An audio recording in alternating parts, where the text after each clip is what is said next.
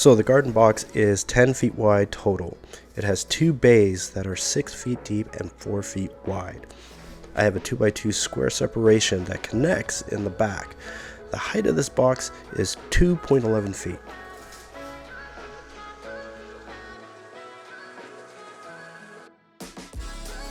I use a stop block to make quick work of cutting the pickets. The wood of choice for this project is hemlock. Less expensive than cedar and spruce, hemlock is the hardwood of softwood. The characteristics makes it a perfect wood for structures in humid environments such as docks, little wood bridges, fences, flower boxes, and garden structures. All the wood that I purchased for this project is rough cut. Another term for this type of lumber is rough sawn. This essentially means that the lumber is untreated and cut to planks of the actual size. It is generally stronger than other types of lumber, but it also carries extra moisture because it hasn't been kiln dried. Because the wood is rough cut, I had to run them through the thickness planer to get them even. I needed 76 pickets for this project. I used 19 boards at 12 feet.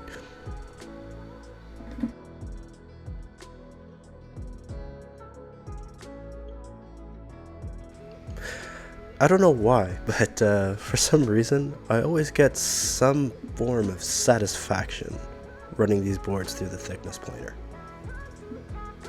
I think it's my favorite tool.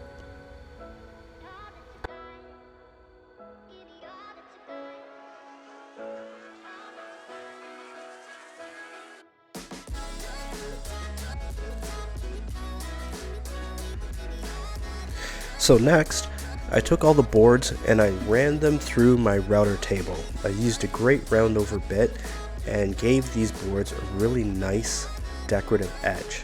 I didn't want any real sharp edges around the corners of these things, as I do have kids and didn't want anybody to get injured on them.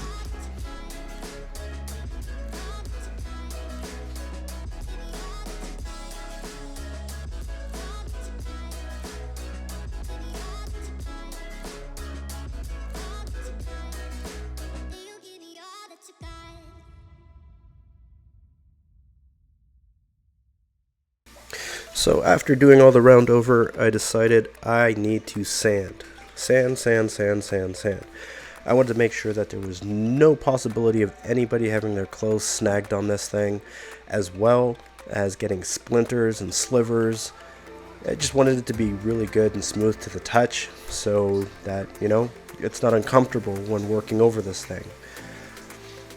And the second priority when I was sanding is to get rid of all the burn marks left by the miter saw or any type of saw use, the miter saw and the thickness planer.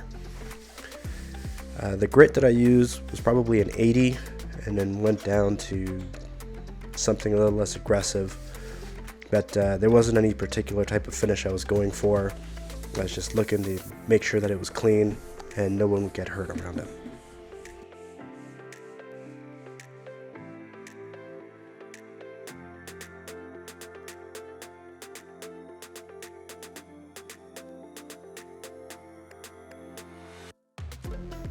After I finished sanding, I transitioned to staining all the wood.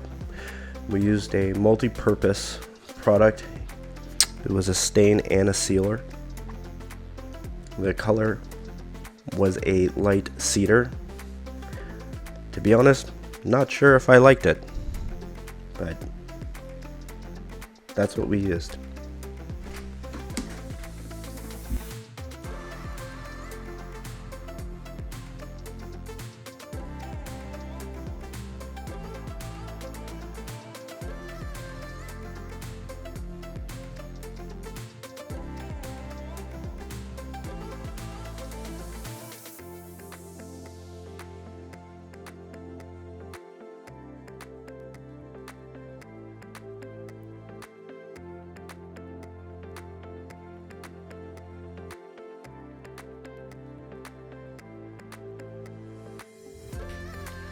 So once all the staining was done, it was time to move outside.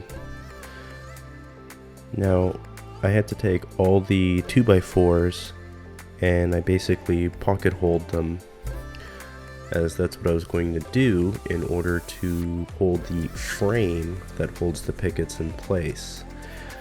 I used some massive all-weather pocket hole screws, and I wasn't too worried about how well these screws would hold in the corners and the joints because, well, they were going to be held together by pickets as well, so I figured that the pickets would give it some extra strength around the corners.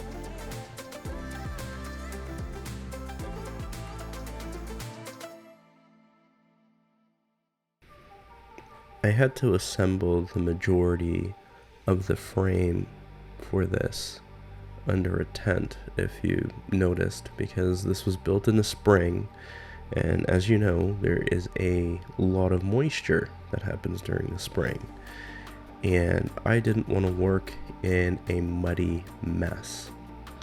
I also didn't focus on leveling the garden beds until I got a portion of the pickets up.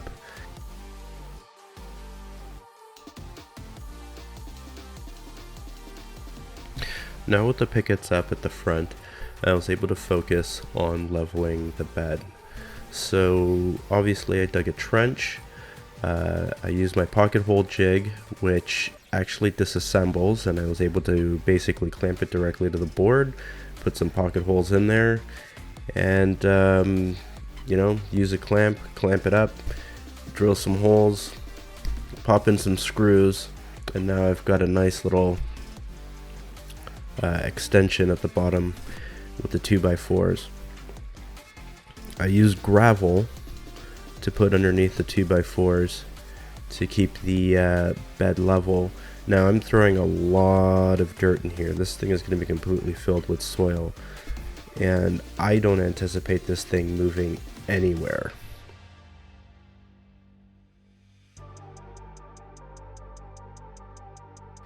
So once I got the majority of the pickets placed in the back, I decided to move over to getting the top frame installed. And when I installed the top frame, what I did is I made sure that I always had the level on top of the boards as I was drilling them in. I wanted to make sure that the pickets were all straight vertically, and I had to swap out boards left, right, and center to maintain that unified look. So I did the corners first and then basically worked my way into the middle of each section in order to maintain the appearance of everything looking straight and level.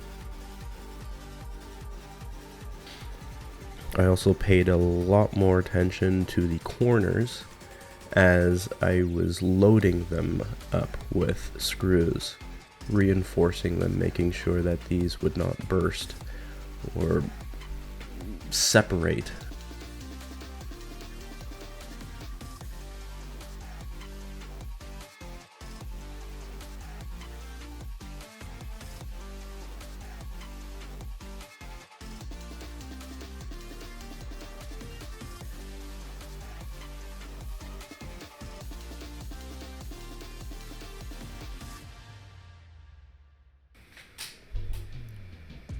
So with all the research that I was doing, I found that a lot of people advised on putting some sort of a vapor material inside of their garden beds. The reason for this is obviously the wood, if it's not completely saturated, will last a bit longer, and even though the wood that we're using is resistant to rot, I wanted this to last for as long as possible. So I just used a really simple vapor barrier to line the inside of this.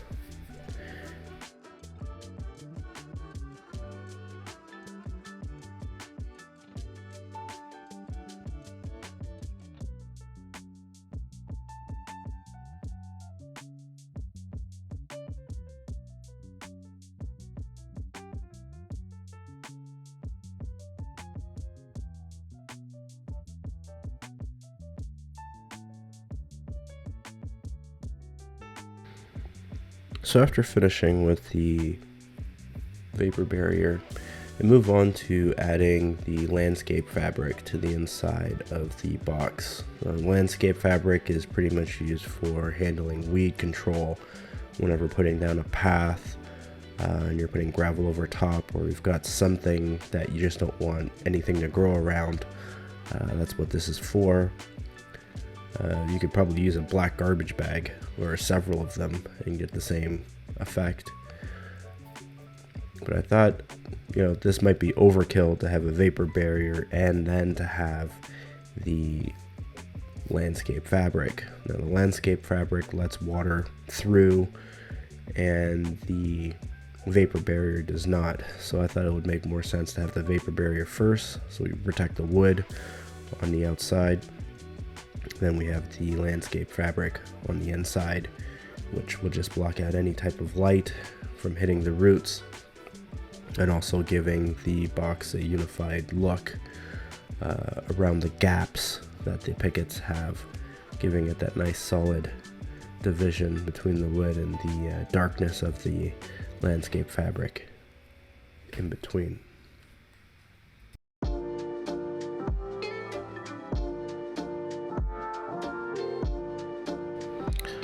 I fashioned a ramp out of a couple pieces of 2x6s and 2x4s and basically rested it on the edge of the lip of the front of the bed.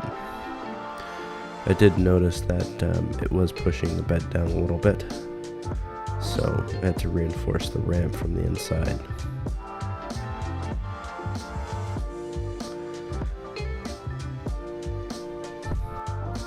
Well, that's the raised garden bed project in a nutshell. This took about 3 separate weekends to get finished. And you know what? If you've made it this far in the video, please consider giving us a like and consider subscribing. Until next time, thanks for watching, and go out there and do that DIY project.